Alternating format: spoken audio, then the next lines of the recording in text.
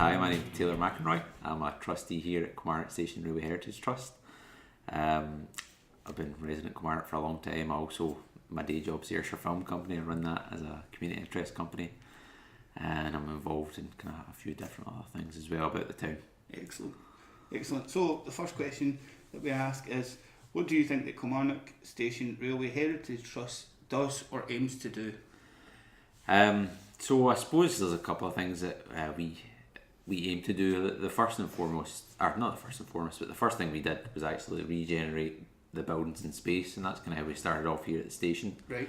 Like actually turning these kind of old disused rooms into actually nice new rooms that can be used by the community and things like that as well. Mm-hmm.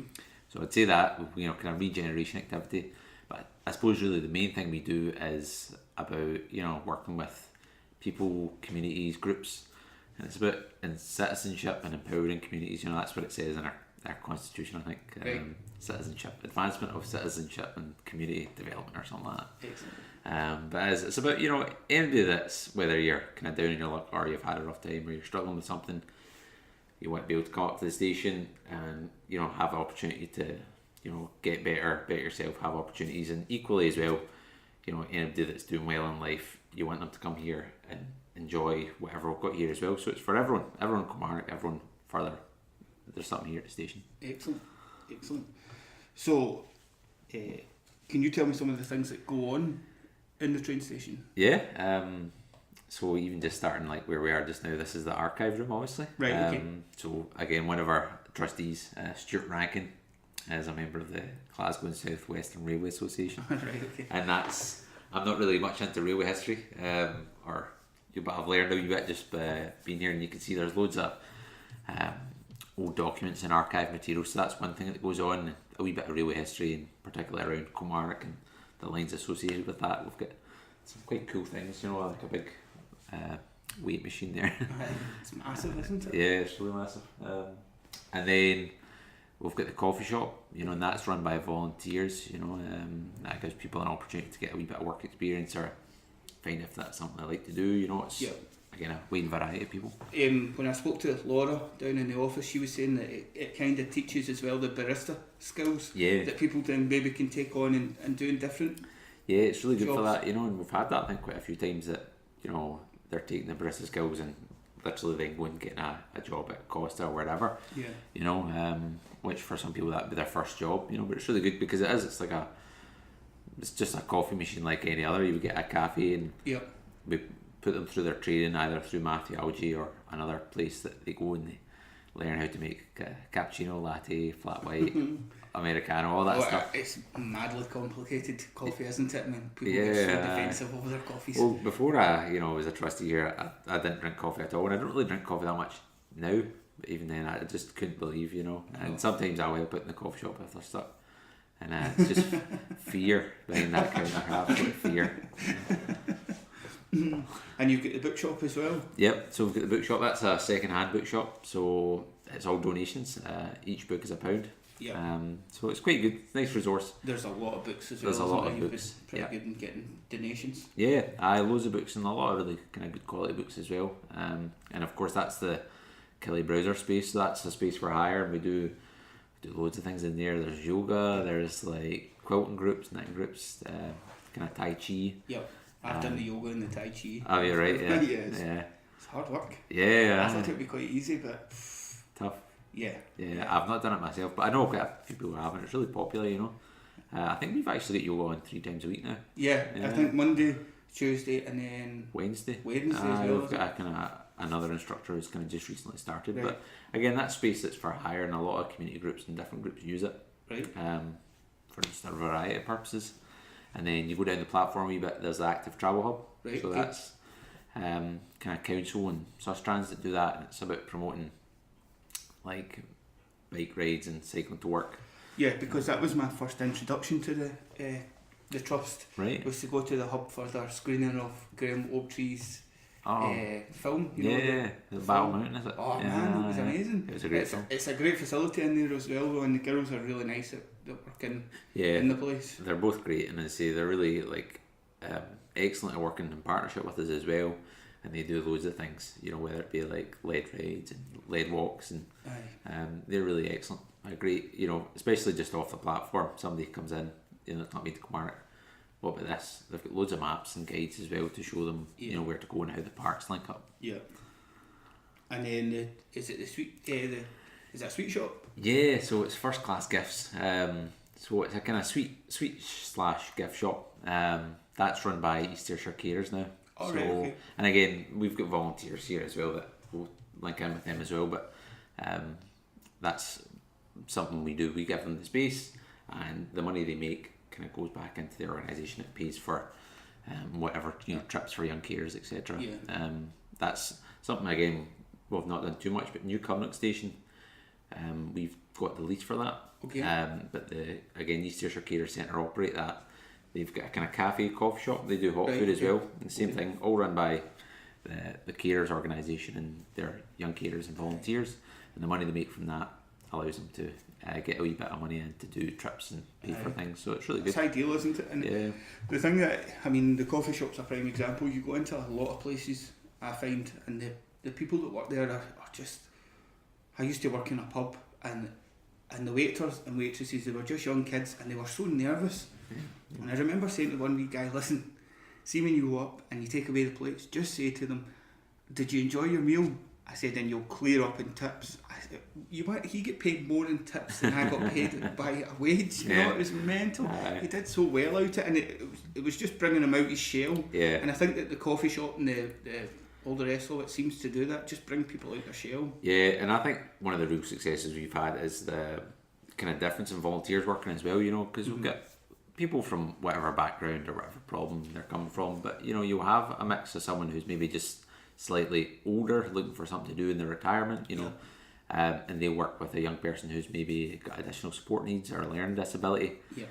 And the two of them working together is such a great match, you know. It almost breaks down barriers, doesn't it? Yeah, you speak to young people and old people and you think, oh, they're too different and they don't want to intermingle, but when they do, some of the stuff that they can get up to is fantastic. Yeah, it's great, you know, and I think it's great for both, you know, because the young person, you know, learns so much and kind of gains confidence and gains a friend and gains someone they can talk to and stuff. Yeah. And the older person, again, gains back confidence of saying, like, I've got something to offer, or I can work with this person, or I'm doing something that's really valuable, you know. And it keeps them young as well, doesn't it? Yeah, exactly. Working with young people keeps you young. Yeah.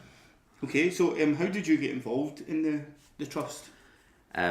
So that's kind of going back a wee bit. Right. I graduated from uni in 2013. Okay. So it was just kind of basically after that I did filmmaking and screenwriting at uni. Right. And one of the friends who I went to school with, he did digital art at uni as well. Right, so we both just graduated, and we weren't the most prepared for, I suppose, life after uni. So we found ourselves with a bit of time. But that was one of the things we were both passionate about and wanted to do. Passionate about Kilmarnock, had taken a real knocking and thinking that time. I think Johnny Walker's would have been closed. And you know, just a lot of things, you know, around Kilmarnock have that kind of negative image, and we wanted to do something positive for the town. And what the idea we had was to do something creative, because I'd done filmmaking, he'd done art, we knew quite a lot of people in that, young people in that, doing that kind of thing. Yep. And try and get an empty shop unit in the town, of which there were plenty. So we kind of set ourselves that task, and we set up a charity to do that. Initially it was called the Creative Shop, focus on the shop, but as times developed we called it Creative Spaces. So we tried really hard, and we had a meeting with the town centre manager in Kilmarnock and find out, right, this shop's too late, how do we get it? Because we've got no money, we just want it for maybe 2 weeks a month, and then do our thing, create a bit of buzz, that would be it. But it was really difficult, you know, and like what we kind of found out was that even though these shops are empty, you think they'd be want to make money off them or some way, you know. The value in a lot of these shops, because they're held by like pension companies and investment firms, as in the actual property value, you know, as opposed to the money they make from renting out. Yeah. So at the end of the day, they're not that fussed about actually renting out, especially renting out for cheap or free, you know, to some young people that aren't really even, we weren't even incorporated. So that was really tough, but we kept plugging away and kept trying. We had some people that were kind of interested in the idea, but we just never kind of quite got to that step of someone being like, okay, have this. But we went and spoke to the local MP at the time. It was Cathy Jameson, and she kind of So just kind of spoke with her, and she put a bit in the standard for us to say, here's, some young people look to do something. If you can help them out, drop them an email. Right. So it was actually Alan Brown, who's one of the trustees up here as well, that dropped me an email. I think it would have been 2014 maybe. Right, okay. I think. Or 2005, I'm not sure. He dropped me an email to say, sounds great what you're doing. I'm interested in doing some other things, and it'd be great to have a chat. Okay. So that was kind of start of it, and that was before anything had been done at the station. There was kind of talks, so I went and met Alan, and he kind of told me about what he was planning. I said about what we would like to do, and we kind of agreed that we'd both, work together in a sense. Yeah, but benefit each other. Yeah, benefit each other. Basically we both want to improve the town and, involve, kind of be creative about it and stuff like that as well. So I got involved in the kind of meetings and discussions around the station, and at that time there was loads and loads of people involved. We could do this, we could do that.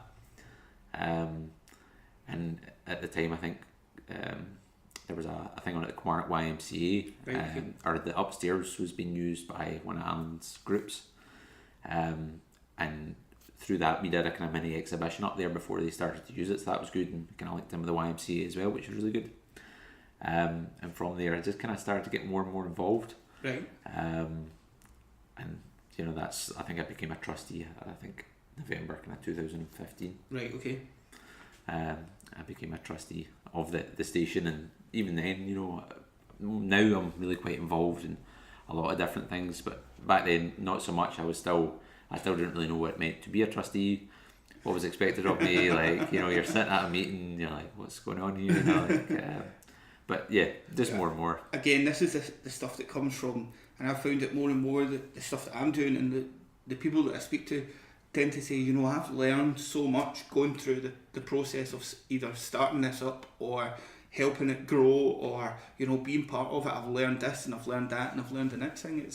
I think that's a huge positive for everyone to take out the town. And if you are sitting there and you think to yourself, I'm sitting in on a Friday night, or I'm sitting in on a Saturday night or whatever, then that's a great incentive to go and join something and learn do what something. it is they're doing. Well, that's what I've found, and obviously I wouldn't be here if I didn't enjoy it, but I really do enjoy it, and I'm sure it's the same for all kind of like clubs and groups and charities, etc. See, when you work together, especially with a bunch of people that you really like and really respect and get on with, and you feel that you are achieving stuff. Yeah, it's almost like the cause becomes secondary. Yeah, and the enjoyment becomes primary. And I think that's really important. Because otherwise, you wouldn't do it. You wouldn't do it. But yeah, it's really good. So I think that's the same with a lot of it, and just even the journey I've kind of been on, and find out about the town centre and the town centre partnership meetings and Celebrate Kilmarnock. It's been interesting as well. So when you joined, the buildings weren't completed? No. But they started? The work started probably just a couple of months after I joined. Right, okay. I'm trying to think my timeline. I think it probably was 2014, and I got it mixed up, that I became a trustee, and it was the beginning of 2014 that I got an email from Alan, and then 2015 the works were completed, I think in kind of April time, and then we officially opened in August, 31st of August 2015. That was when you officially opened. Yeah. So it's been open a good while now, really. 3 years. 3 years in August. Aye, so it's kind of crazy to think that's the time, but and of course we've got plans, and well, when we opened in 2015, the active travel hub wasn't done. That was done the year after. I'm terrible with times. The year after, and we've got plans obviously for the downstairs spaces as well. Excellent. So what do you think that the impact is on the town, the Kilmarnock let me restart that. What do you think the impact is that the trust is responsible for around Kilmarnock? Well, certainly say the station, you could take credit for as much as you can take credit for anything really, but I think there's definitely been a massive improvement to the station. Yep. I never thought, a lot of people would say that, like, oh, what a difference. I never thought the station was that bad, to be honest with you. I always just lived up the road, and a lot of people talk about the bus station, and I can understand that, but I never thought the train station was that bad. It just was like there was nothing happening, but certainly I think there's quite a bit more of a buzz about it. I think it looks a lot nicer. And I think from us doing the rooms and having that kind of stake in it from the community side of things, it's pushed like ScotRail and Network Rail on to do more to it as well. So Right, okay. even with the college opening up, they painted the poles up to the canopy level. They're going to redo the canopy. Right, okay. So that's going to happen. So that's going to be And that'll be directly responsible to them kind of feeling guilty, you would think that. Well, yeah, I think it's kind of hard to say. I'm sure the proper line is to say that it's part of our improvement work, is continual upgrading, but I think for sure when they see the rest of the station look great, it kind of highlights the bits that aren't so great. Yeah. And the paint's peeling off the canopy, it looks a bit messy. Yeah. So it's about time they did it. So it's great, it's really good.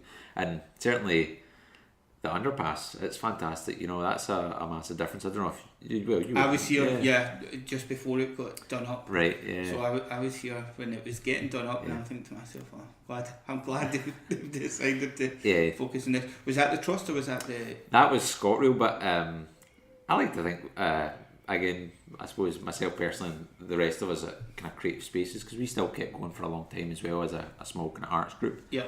We're quite responsible for that, because we highlighted that along with, I'm sure, other people.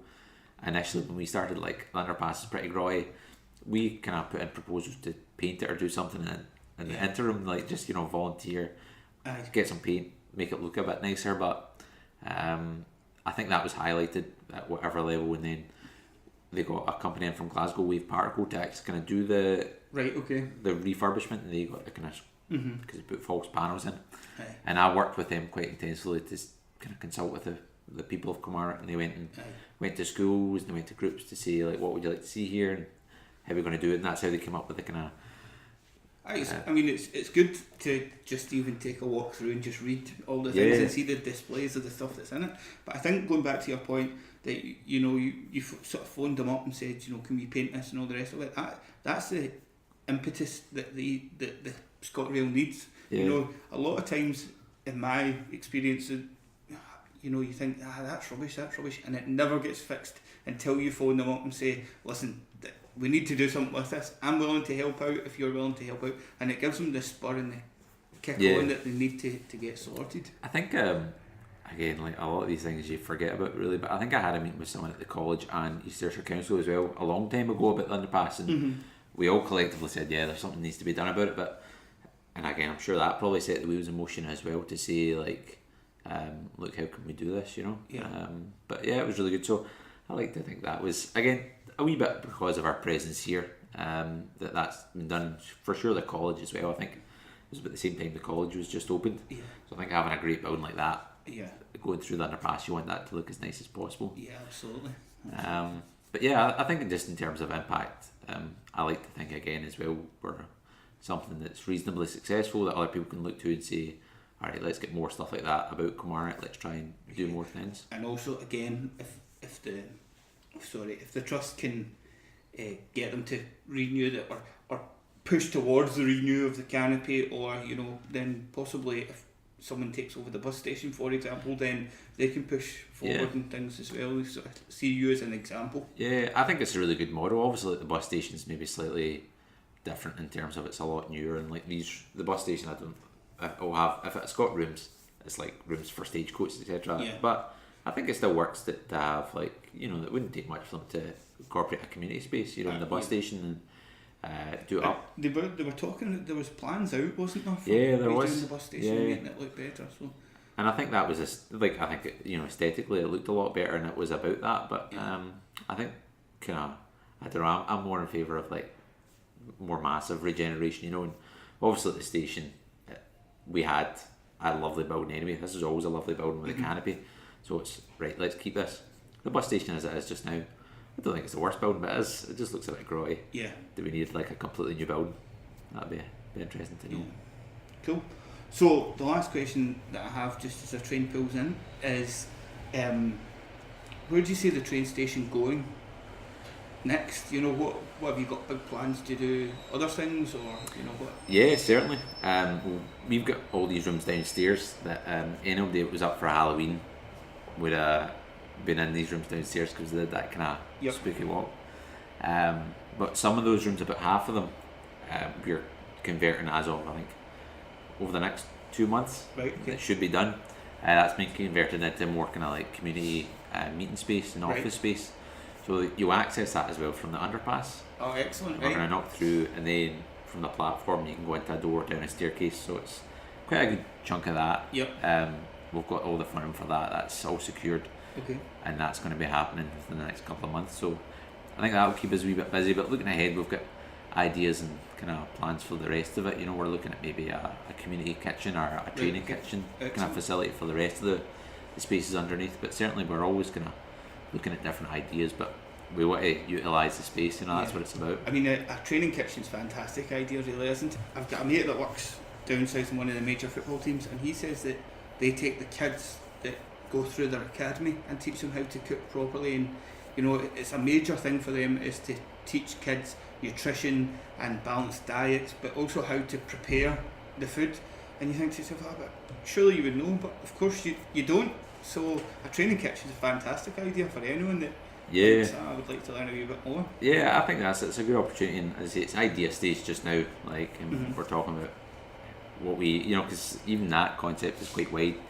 We were talking about even about a kind of community bakery type thing, you know, it's been done elsewhere, but you know, that's up for, you know, up for idea stage anyway just now. But I think it is a good idea, and it's about, for us, as the main thing is about helping people in the community, you know, and having that space. So we've got quite, I think, a lot of provision just now and opportunities for people, but it's about adding more, and that's something we're looking at about men's groups and like how to engage men a wee bit more. So I think almost like a man's shed. Yeah, kind of type thing, you know. So we've got things like that as well, which obviously I've not even mentioned as well, but there's quite a lot. Like downstairs we've got a kind of project working just now. It's Action for Children. Right. Okay. It's a motorcycle project. Right. Okay. So that's really amazing, you know. I'll maybe show you that if you get time. But it's really great, you know. So it's about getting young guys with their lot involved, but we can also have any of our volunteers involved as well. They're actually rebuilding motorcycles, you know. I mean, what young man doesn't want to rebuild a motorcycle? It's absolutely perfect, isn't it? So finally we do some quick fire questions, which is hard for me to say because I've bitten my tongue. So first of all, favourite park in Kilmarnock? Dean Park. Dean Park, that seems to be a favourite. Favourite thing about Kilmarnock? That's a tough one. I think just, I think I'm going to have to cop out and just say the place, the people. It's my hometown. That's my favourite thing about it. Okay. Have you got a favourite place to eat in Kilmarnock? Yes, Da Vinci's. It's getting a lot of love, Da Vinci's. Is it right? Yeah, it is. Have you lived in Kilmarnock all your life? I have, yeah. Already? Yeah. What's the most exciting thing coming up in Kilmarnock? Oh, I think there's quite a few different things, you know. It's hard to pick one, you know, but I think just in general, I really am keen on regeneration, so a lot of the kind of regeneration projects happening. Right. Quite exciting. Cool. And then finally, favourite famous person from Kilmarnock? That is a tough one. That is a tough one as well. Kilmarnock favourite. Probably, can you just say Biffy Clyro? Is that acceptable? You can do if you like. That's your choice.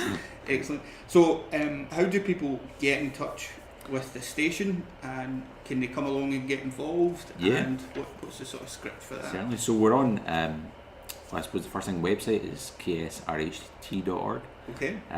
So I'll put links in the show notes to that so that people can click right on. There's contacts there and email addresses there, I think, for even myself as a trustee, you know, get in touch with anything, you know. Okay. But certainly can get involved, even pop up to the station, speak to whoever here.